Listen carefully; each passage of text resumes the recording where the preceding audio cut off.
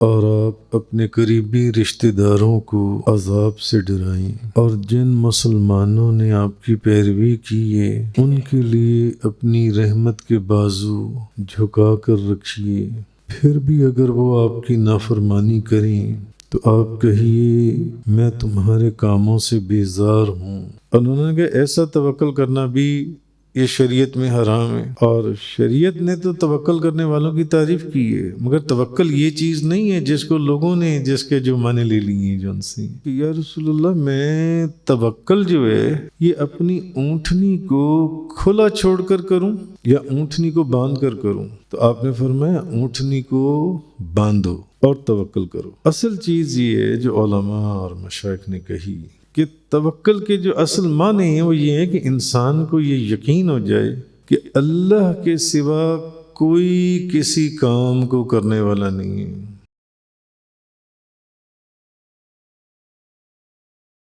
فلا تدع مع الله إلها آخر فتكون من المعذبين۔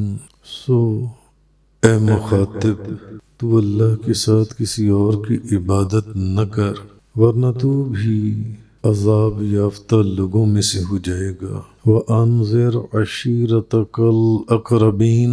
اور آپ اپنے قریبی رشتہ داروں کو عذاب سے ڈرائیں۔ وَاخْفِضْ جَنَاحَكَ لِمَنِ اتَّبَعَكَ مِنَ الْمُؤْمِنِينَ، اور جن مسلمانوں نے آپ کی پیروی کی ہے ان کے لیے اپنی رحمت کے بازو جھکا کر رکھیے۔ فَإِنْ عَصَوْكَ فَقُلْ إِنِّي بَرِيءٌ مِّمَّا تَعْمَلُونَ، پھر بھی اگر وہ آپ کی نافرمانی کریں تو آپ کہیے میں تمہارے کاموں سے بیزار ہوں۔ وَتَوَكَّلْ عَلَى الْعَزِيزِ الرَّحِيمِ، اور بہت غالب اور بے حد رحم کرنے والے پر توکل کیجیے۔ اے مخاطب تو اللہ کے ساتھ کسی اور کی عبادت نہ کر ورنہ تو بھی عذاب یافتہ لوگوں میں سے ہو جائے گا۔ اب اس آیت میں بظاہر خطاب جو ہے وہ نبی کریم صلی اللہ علیہ وسلم سے کیا جا رہا ہے، لیکن اس سے مراد آپ سرکار نہیں ہے بلکہ مراد آپ کی امت ہے، یعنی کہ تو اللہ کے سوا کسی دوسرے معبود کی عبادت نہ کرنا ورنہ تو عذاب والوں میں سے ہو جائے گا۔ بظاہر خطاب تو نبی پاک صلی اللہ علیہ وسلم سے ہے، مگر مراد نبی پاک صلی اللہ علیہ وسلم آپ کی امت ہے۔ تو اللہ تعالیٰ ارشاد فرماتا ہے کہ کہا یہ جا رہا ہے کہ لوگو اب کافروں کا حال تم نے جان لیا ہے، پیچھے بڑی تفصیل سے کتنی امتوں کے واقعات ہم نے آپ کو سنائے، کتنی قوموں کے واقعات سنائے، کتنے نبیوں کی قوموں کے واقعات سنائے۔ اب آپ جان چکے ہو، تم لوگوں کو پتہ لگ چکا ہے کہ جن قوموں نے بھی اپنے نبی کا انکار کیا اور نافرمانی کی ان پر کیسا خوفناک اللہ کا عذاب نازل ہوا۔ تو اب تمہیں سمجھ لینا چاہیے کیسے کیسے دلائل اور معجزات نبیوں نے امتوں کے سامنے اپنی قوموں کے سامنے رکھے۔ تو اب اللہ کے سوا کسی اور کی عبادت نہ کرنا، کفار مکہ کو اسپیشلی کہا جا رہا ہے، اب اللہ کے سوا کسی اور کی عبادت نہ کرنا، کیونکہ کفار مکہ بھی جگہ جگہ پر نبی کریم صلی اللہ علیہ وسلم کی نبوت اور رسالت کا انکار کرتے تھے۔ تو اگر تم نے ایسا کیا تو پھر تم عذاب پانے والوں میں سے ہو جاؤ گے۔ اور نبی پاک صلی اللہ علیہ وسلم کی امت کو بھی مخاطب کیا گیا کہ جب آپ کو اب سب یہ چیزیں پتہ لگ گئی ہیں تو اب ایسا مت کرنا۔ وَأَنذِرْ عَشِيرَتَكَ الْأَقْرَبِينَ، محبوب اپنے قریبی رشتہ داروں کو ڈرائیں اور اپنے جو انہوں نے آپ کی فرما برداری کی ہے ان کے لیے اپنی رحمت کے بازو بچھائیں ان کے لیے۔ پھر اگر وہ آپ کا حکم نہ مانے تو فرما دیں کہ میں تمہارے اعمال سے بیزار ہوں۔ تو اب پیچھے آیات کے اندر نبی کریم صلی اللہ علیہ وسلم آپ تفسیر میں پڑھ رہے ہیں کہ نبی پاک صلی اللہ علیہ وسلم کو جگہ جگہ کے اوپر تسلی دی گئی کہ محبوب یہ سب کچھ صرف ایسا آپ کے ساتھ نہیں ہوا، یہ تو پہلی قوموں کے اندر جن نبیوں کو ہم نے بھیجا ان کے ساتھ بھی ایسا ہوتا چلا ہے۔ تو آپ کو تسلی دی گئی جگہ جگہ پر، پھر آپ کی نبوت پر دلائل قائم کیے گئے، پھر منکرین انکار کرنے والوں کے جو سوالات ہیں ان سوالات کا ذکر کر کے ان کے جوابات دیے گئے یکے بعد دیگرے۔ تو اب یہاں سے وہ چیزیں بیان کی جا رہی ہیں جن کا تعلق اسلام کی تبلیغ اور رسالت کے ساتھ ہے۔ تو شروع میں اسلام کی جو تبلیغ ہے، اسلام کی جو دعوت ہے، وہ چھپ کر دی جاتی تھی، پوشیدہ تھی۔ اب یہاں اس آیت میں اللہ تعالیٰ نے اپنے حبیب کو یہ حکم فرما دیا کہ اب اپنے جو قریبی رشتہ دار ہیں نا، اب آپ ان کی تو تبلیغ شروع کریں نا، قریبی رشتہ داروں کو۔ اب نبی کریم صلی اللہ علیہ وسلم کے قریبی رشتہ داری جو ہے وہ بنو ہاشم اور بنو مطلب، تو حضور نبی کریم صلی اللہ علیہ وسلم نے انہیں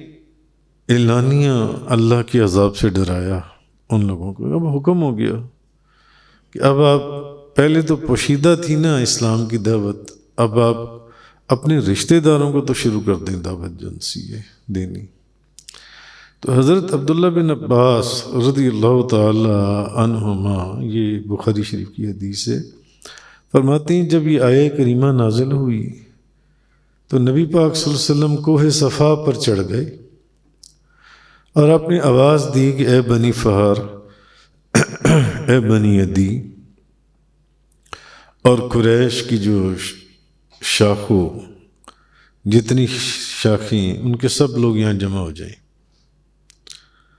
سب لوگ آ گئے۔ تو جو خود نہ آ سکا اس نے اپنا کوئی نہ کوئی نمائندہ بھیج دیا کہ بھئی سنو تو صحیح کہ محمد صلی اللہ علیہ وسلم انہوں نے کیوں بلایا ہے، کیوں بلا رہے ہیں، سن کر آؤ جا کر۔ اچھا، ابو لہب بھی آ گیا، سارے قریش بھی آ گئے۔ جب سب جمع ہو گئے تو نبی کریم صلی اللہ علیہ وسلم نے فرمایا کہ اگر میں تم لوگوں سے یہ کہوں کہ وادی کے اس طرف ایک لشکر جرار موجود ہے جو تم پر حملہ کرنا چاہتا ہے، تو کیا تم میری بات کا یقین کر لو گے؟ سب نے کہا ہاں، کیوں نہیں، کیونکہ ہم نے تو ہمیشہ آپ سے سچ بولنا ہی سنا ہے۔ تو نبی کریم صلی اللہ علیہ وسلم نے اب جب انہوں نے یہ کہہ دیا کہ ہم نے تو آپ سے ہمیشہ سچ ہی تو سنا ہے، تو اب نبی پاک صلی اللہ علیہ وسلم نے فرمایا کہ میں تم لوگوں کو قیامت والے دن کا جو سخت عذاب ہے میں تمہیں اس سے ڈراتا ہوں، اور وہ عذاب سب کے سامنے قیامت والے دن کا۔ ابھی حضور نے اتنی ہی بات کہی تھی کہ ابو لہب بھی تھا، اس نے ایک دم ایک بکواس کی، کہنے لگا کیا تم نے ہمیں اسی لیے یہاں پر جمع کیا ہے، اس وجہ سے، اس لیے ہمیں بلایا تھا کہ قیامت کے دن کا کوئی عذاب ہے جس سے ہمیں ڈرانا ہے؟ تو اس وقت پھر یہ صورت نازل ہوئی، تبت یدا ابی لہب وتب، ما اغنا عنہ مالہ وما کسب، ابو لہب کے دونوں ہاتھ تباہ ہو جائیں اور وہ تباہ ہو ہی گیا، اس کا مال اور اس کی کمائی اس کے کسی کام نہ آئی۔ آگے فرمایا آیت نمبر 215 کے اندر، وَاخْفِضْ جَنَاحَكَ لِمَنِ اتَّبَعَكَ مِنَ الْمُؤْمِنِينَ، اور جن مسلمانوں نے آپ کی پیروی کی ہے، آپ کی فرما برداری کی ہے، ان کے لیے اپنی رحمت کے بازو جھکا کر رکھیے، ان کے لیے۔ تو یعنی آپ اپنی قوم کو ڈر سنائیں، اور جو لوگ آپ کی قوم میں سے صدق اور اخلاص کے ساتھ، اخلاص ہو،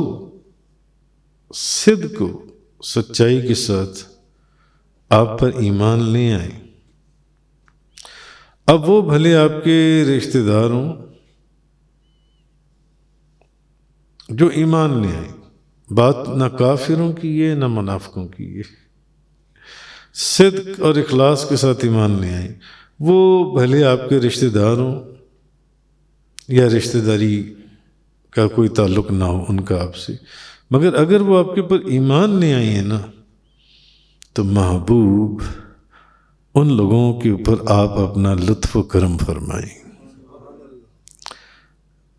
آپ جو ان سے اپنی رحمت کے بازو بچھائیں ان کے لیے، جو اخلاص کے ساتھ آپ پر ایمان لے آئیں، اور جو لوگ آپ کا حکم نہ مانیں تو آپ ان سے اور ان کے اعمال سے بیزاری کا اظہار کر دیں، جیسے کہ آیت نمبر 216 آگے اس میں فرمایا گیا، فَإِنْ أَصَوْكَ فَقُلْ إِنِّي بَرِيءٌ مِّمَّا تَعْمَلُونَ، پھر بھی اگر وہ آپ کی نافرمانی کریں تو آپ کہیے میں تمہارے کاموں سے بیزار ہوں، میں تمہارے کاموں سے بیزار ہوں۔ تو اب یہ آیت اس وقت نازل ہوئی کہ پھر بھی اگر وہ آپ کی نافرمانی کریں تو آپ کہیں کہ میں تمہارے کاموں سے بیزار ہوں، جب آپ کے رشتہ داروں نے آپ کی مخالفت اور عداوت کا دروازہ کھول دیا۔ پہلے تو ساروں نے کہا کہ آپ جو کہیں گے وہ بالکل سچ ہے اور حق ہے، ہم نے ساری زندگی آپ کو سچ اور حق بیان کرتے ہی سنا ہے، جو کہیں گے قبول کریں گے۔ مگر جب حضور نے فرمایا کہ پھر اگر میں تمہیں قیامت کے عذاب سے ڈراؤں تو اب سب نے، جب آپ نے اللہ کی طرف ان کو دعوت دی تو اب سب جو آپ کے رشتہ دار تھے، ان بعض رشتہ داروں نے زبردست مخالفت اور عداوت کا دروازہ کھول دیا اور آپ کو طرح طرح کے تانے دینے لگے۔ ان تانوں کا ذکر ہم بے شمار دفعہ کر رہے ہیں، کوئی کچھ کہتا تھا، کوئی کچھ کہتا تھا، کوئی کچھ کہتا تھا، اور آپ کی فرما برداری کرنے سے انکار کر دیا اور زبان درازی کرنے لگے۔ اس کے اوپر یہ آیت نازل ہوئی کہ پھر بھی اگر وہ آپ کی نافرمانی کریں تو پھر آپ کہیں کہ بھئی میں تمہارے کاموں سے بیزار ہوں، تم جو کر رہے ہو نا میں تمہارے کاموں سے بیزار ہوں۔ وَتَوَكَّلْ عَلَى الْعَزِيزِ الرَّحِيمِ، اور بہت غالب اور بے حد رحم کرنے والے پر توکل کیجیے، بہت غالب، یعنی اس پر بھروسہ کیجیے جو عزت والا، رحم فرمانے والا ہے۔ اب اگر یہ بدتمیزی کر رہے ہیں، نافرمانی کر رہے ہیں، آپ کی فرما برداری کا انکار کر رہے ہیں، اس پر بھروسہ کریں آپ جو عزت والا ہے اور رحم فرمانے والا ہے۔ آپ اپنے تمام کام اللہ کے سپرد کر دیجیے، وتوکل، ایسا توکل فرمائیں کہ اپنے تمام کام اللہ کے سپرد کر دیں، جو کہ اپنے دشمنوں کو مغلوب کرنے اور اپنے محبوب لوگوں کی مدد کرنے پر قادر ہے۔ اس کو پتہ ہے کہ اپنے محبوبوں کی اس نے کس طریقے سے مدد کرنی ہے.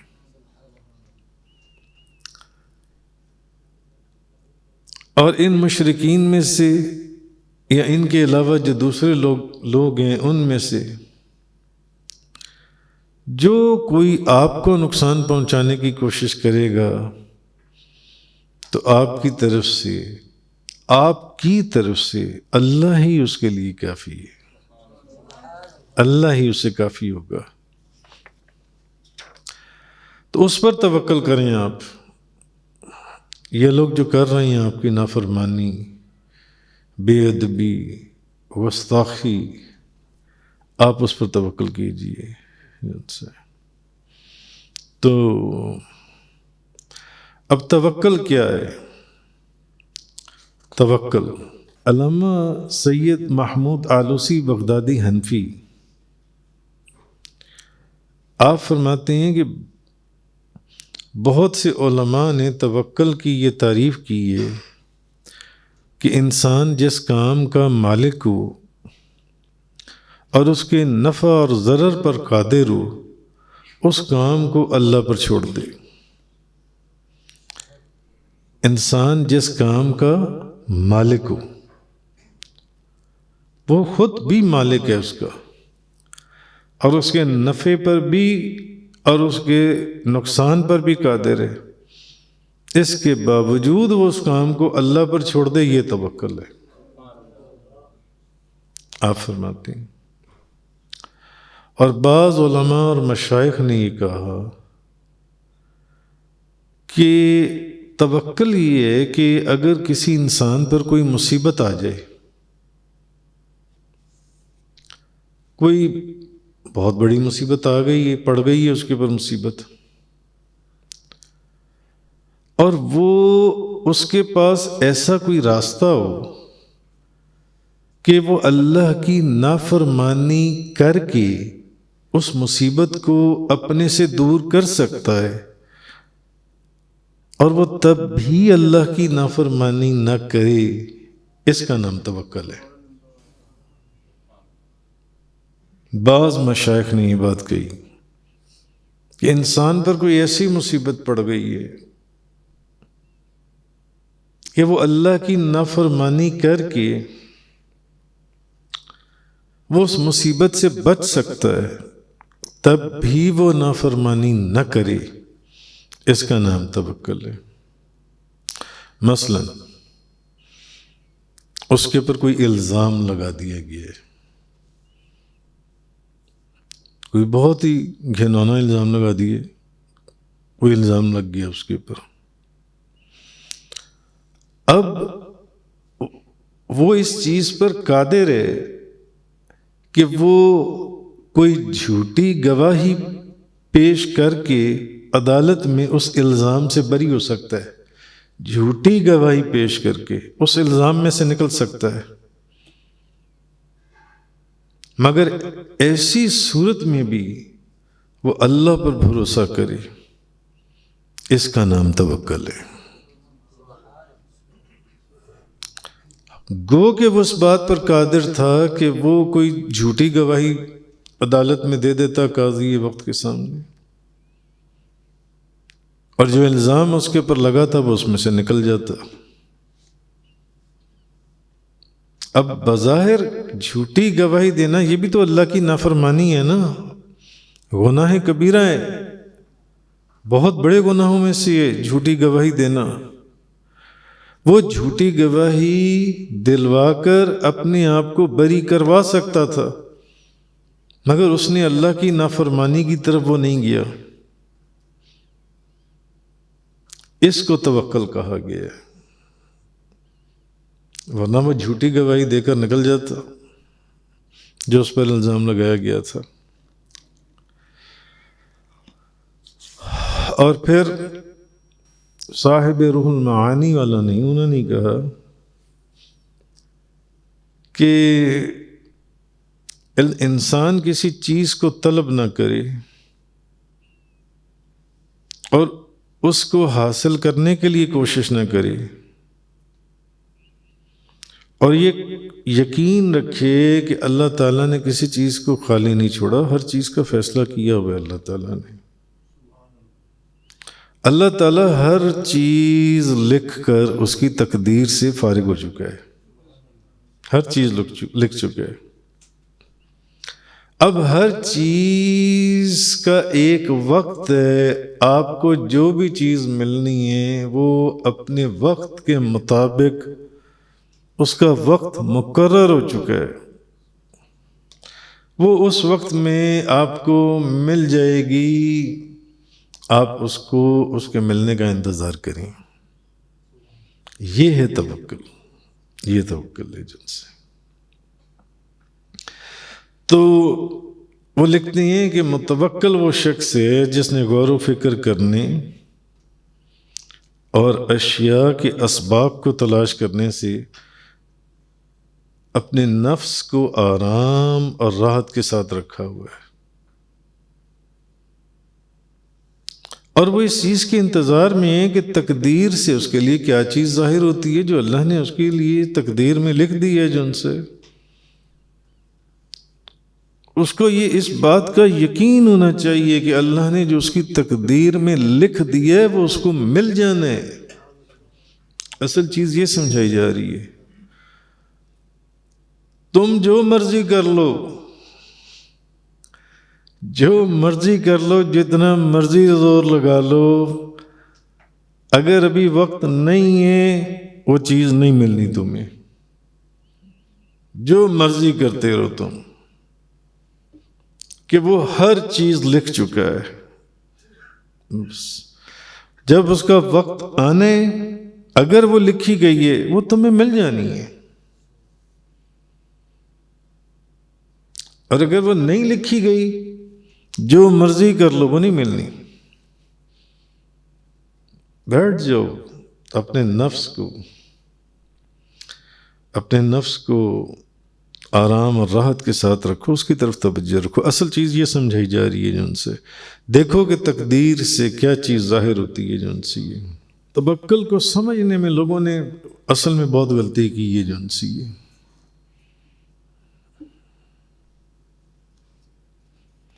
تو جب وہ اپنے توکل میں اللہ کے حق کے سوا اور کسی چیز کا لحاظ نہیں کرے گا تو اللہ تعالیٰ اس کی ہر مہم میں، اس کی کوشش میں کافی ہوگا۔ وہ اللہ کے اوپر چھوڑے، جو چیز لکھی گئی ہے اس کو مل جائے گی۔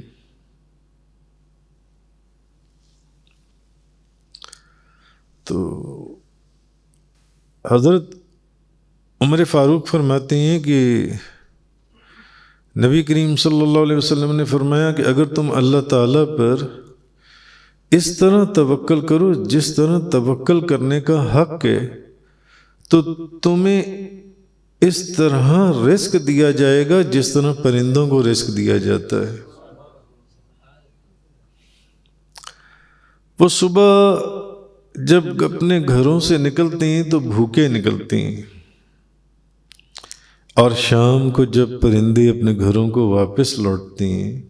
تو شکم سیر ہو کر اپنے گھروں کو واپس لوٹتے ہیں، ان کے پیٹ بھری ہوتے ہیں جو ان سے۔ تو اصل چیز یہ ہے جو علماء اور مشائخ نے کہی کہ توکل کے جو اصل معنی ہیں وہ یہ ہے کہ انسان کو یہ یقین ہو جائے کہ اللہ کے سوا کوئی کسی کام کو کرنے والا نہیں ہے۔ اس کائنات میں جو کام بھی ہو رہا ہے سب اللہ کے حکم سے ہو رہا ہے، سب چیز۔ اور مخلوق میں سے جو چیز بھی موجود ہے، جو چیز بھی مخلوق میں موجود ہے، ہزاروں لاکھوں قسم کی مخلوقات ہیں، ایک سمندر کے اندر ہزاروں لاکھوں قسم کی اقسام کی چیزیں موجود ہیں جو زندہ ہیں، تو اس کو وہی مخلوق وہی رزق دیتا ہے، اس کے سوا کسی کام کو کوئی کرنے والا نہیں ہے۔ اور مخلوق میں سے جو چیز بھی موجود ہے اس کو وہی رزق دیتا ہے۔ وہی عطا کرتا ہے،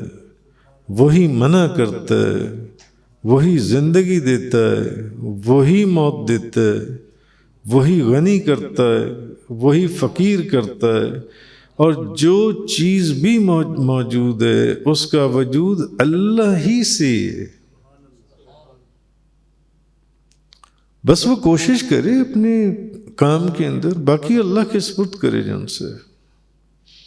اس یقین کے ساتھ کہ بس جو اللہ نے وقت مقرر کیا وہ اس وقت مجھے یہ چیز مل جائے گی۔ اس چیز کے لیے وہ اس قدر کہ بندہ تو اس لیے ان لوگوں کو جیسے کہ حدیث میں آیا کہ پرندوں کے ساتھ تشبیہ دی گئی ہے، کیونکہ پرندے جو ان سے ہیں یہ صبح کو بھوکے نکلتے ہیں اور روزی اور رزق کو تلاش کرتی ہیں، اور شام کو پیٹ بھر کر واپس لوٹتی ہیں۔ تو امام غزالی وہ فرماتے ہیں کہ امام ابو حامد غزالی کہ بعض لوگ یہ گمان کرتے ہیں کہ توکل کا معنی ہے کہ بدن سے، اچھا اب بعض لوگ ایسے بھی ہیں وہ کہتے ہیں کہ ہر طرح کی کوشش ہی چھوڑ دیں اور دل سے اور تدبیر کو کرنا چھوڑ دیں، اور ایسے جیسے بالکل ایک بے جان سی چیز ہو جن سی ہے، وہ کہتے ہیں یہ جاہلوں کا کام ہے۔ انہوں نے کہا ایسا توکل کرنا بھی یہ شریعت میں حرام ہے، اور شریعت نے تو توکل کرنے والوں کی تعریف کی ہے، مگر توکل یہ چیز نہیں ہے جس کو لوگوں نے جس کے جو معنی لے لیے ہیں جن سے۔ تو یہ کیسے ہو سکتا ہے کہ ایک بندہ شریعت نے کچھ اصول بنائی ہیں، پرندوں کا بھی جو ذکر ہوا ہے تو وہ یہ تو نہیں ہے کہ اپنے گھونسلوں یا گھروں کے اندر ہی بیٹھے رہتے ہیں، نہیں، باہر نکلتے ہیں تو رزق دیا جاتا ہے، باہر نکلتے ہیں تو رزق ان کو ملتا ہے۔ تو یہ چیز اس کے اندر فرمائی گئی۔ تو حضرت انس بن مالک رضی اللہ تعالی عنہ بیان کرتی ہیں کہ ایک شخص نبی کریم صلی اللہ علیہ وسلم کے پاس اپنی اونٹنی کے اوپر سوار ہو کر آیا اور آپ سے پوچھنے لگا، نبی پاک صلی اللہ علیہ وسلم سے، کہ یعنی کہ آپ سے پوچھا کہ یا رسول اللہ میں توکل جو ہے یہ اپنی اونٹنی کو کھلا چھوڑ کر کروں یا اونٹنی کو باندھ کر کروں؟ تو آپ نے فرمایا اونٹنی کو باندھو اور توکل کرو۔ توکل اس چیز کا نام نہیں ہے کہ اونٹنی کو تم کھلا چھوڑ دو کہ میں توکل کر رہا ہوں، نہیں، توکل اس چیز کا نام نہیں ہے کہ آپ رات کو اپنے گھر کے دروازے اور گیٹ کھلے چھوڑ دیں، کوئی تالا اور لاک نہ کریں، دروازے کھلے ہوئے ہیں اور چور ڈاکو جو مرضی آ کر اس کا اور میں توکل کر رہا ہوں۔ جیسے کہ میں نے چند روز پہلے آپ سے عرض کیا تھا کہ بعض جن کے پاس علم نہیں ہے، جاہل جو صوفی لوگ ہیں، وہ کہتے ہیں کہ بیمار ہو جاؤ تو کوئی میڈیسن لینے کی ضرورت نہیں ہے، میڈیسن لیں گے تو توکل کدھر جائے گا، ہم تو توکل کریں گے، میڈیسن نہیں لیں گے۔ جبکہ بذات خود نبی کریم صلی اللہ علیہ وسلم نے بیماری کے اندر دوائی لینے کا حکم فرمایا ہے، بلکہ آپ نے دوائیاں تجویز فرمائی ہیں، میں نے وہ احادیث آپ کو سنائی تھیں ساری۔ تو توکل اس چیز کا نام نہیں ہے کہ آپ دروازے کھلے چھوڑ دیں کہ جی میں توکل کر رہا ہوں، آپ بیمار ہیں، آپ نے میڈیسن نہیں لینی، میں توکل کر رہا ہوں، نہیں، یہ توکل نہیں ہے۔ تو اس شخص نے کہا یا رسول اللہ میں اپنی اونٹنی جب توکل کا حکم دیا گیا ہے کہ اللہ کے اوپر توکل کرو جو ہر چیز پر غالب ہے، قادر ہے، تو میں اونٹنی کھلی چھوڑ دوں تو میں توکل کرتا ہوں؟ فرمایا نہیں، پہلے اونٹنی کو باندھو اب اللہ پر توکل کرو، اب اللہ کے سپرد کر دو۔